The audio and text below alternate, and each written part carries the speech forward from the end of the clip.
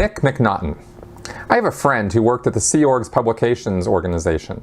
She told me that Hubbard's books were updated to match the current society.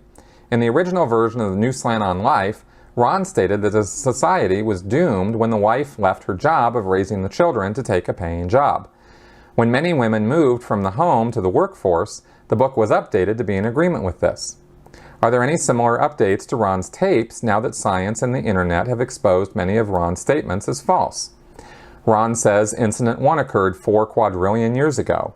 Science puts the age of the universe at around 13.5 billion years.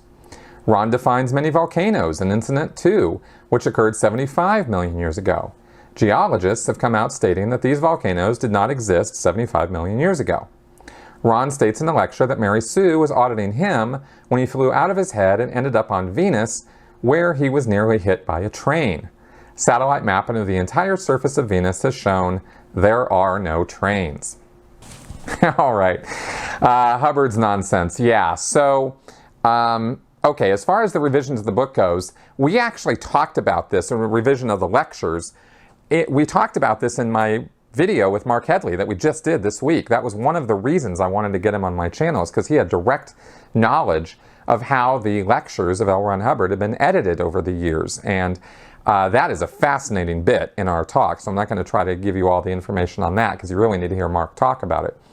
But as far as updating the lectures, they edit things out, but no, they don't go in there and change Ron's voice or rework what he said.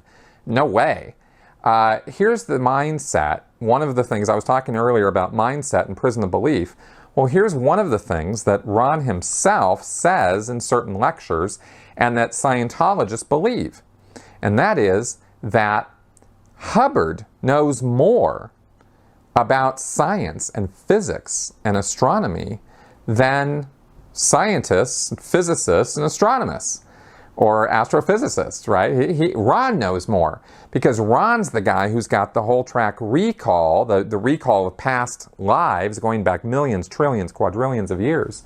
And his word is the authority in Scientology. So and also keep in mind that his lectures were given in the 1950s, 60s, and early 70s. There are not lectures coming after that time. Most all of his lectures were given before we even were in space or went to the moon, much less knew what we know now through the Hubble telescope and through, astrophysics, and a lot of the science has progressed greatly since Hubbard's time.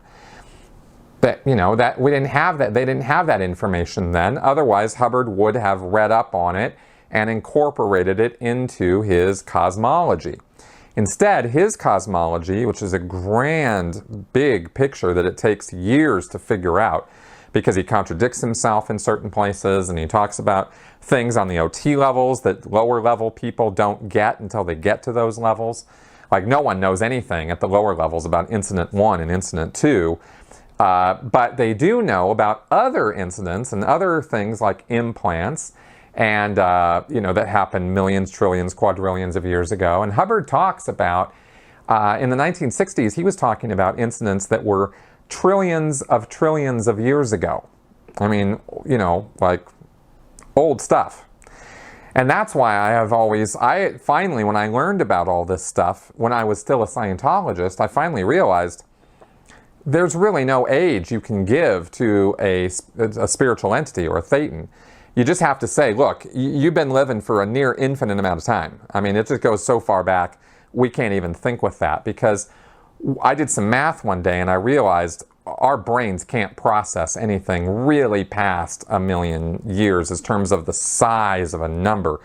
I think we're challenged, really challenged, to get the size and scope of 1 billion or 1 trillion. I mean, these are numbers that are so large, it would take thousands of years to count to them.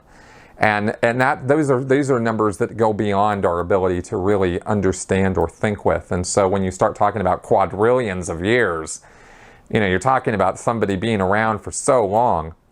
It just blows your mind. You just start thinking with the words, and that you just kind of, okay, well, anything goes.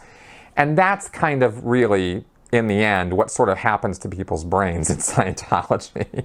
I don't know about other cults or how they address, past lives and that kind of thing. But in Scientology, you just get kind of overwhelmed with all this information Hubbard gives you about all the things that have happened in the past.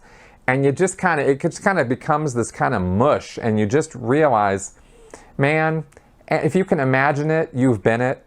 If you can think it, it's happened.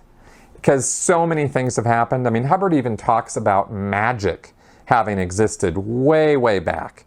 And I think there's some lecture where he talks about big flying birds and wizards. And I mean, I don't even ask me what lecture. I couldn't even tell you. But he definitely talks about a magic universe and how magic was real at one point. So even that door is opened. I think the only thing he really sort of went off limits on or said didn't happen or didn't exist was multi-dimensions or multiverses. I think there's some place where he mentioned something about that. I think it was a 1950s lecture, and he said, yeah, there's not different dimensions and stuff, but you give yourself all this imagination and headspace for all of this time to have passed and all these amazing things to have happened in that time. Then after a while, you just stop believing modern science. You just go, well, they don't really know what they're talking about. Hubbard does. So it's easy to discount pretty much anything that geologists or astrophysicists or any scientist is saying in favor of what Hubbard has to say. And that's about the best way I can explain it. I hope all that makes sense.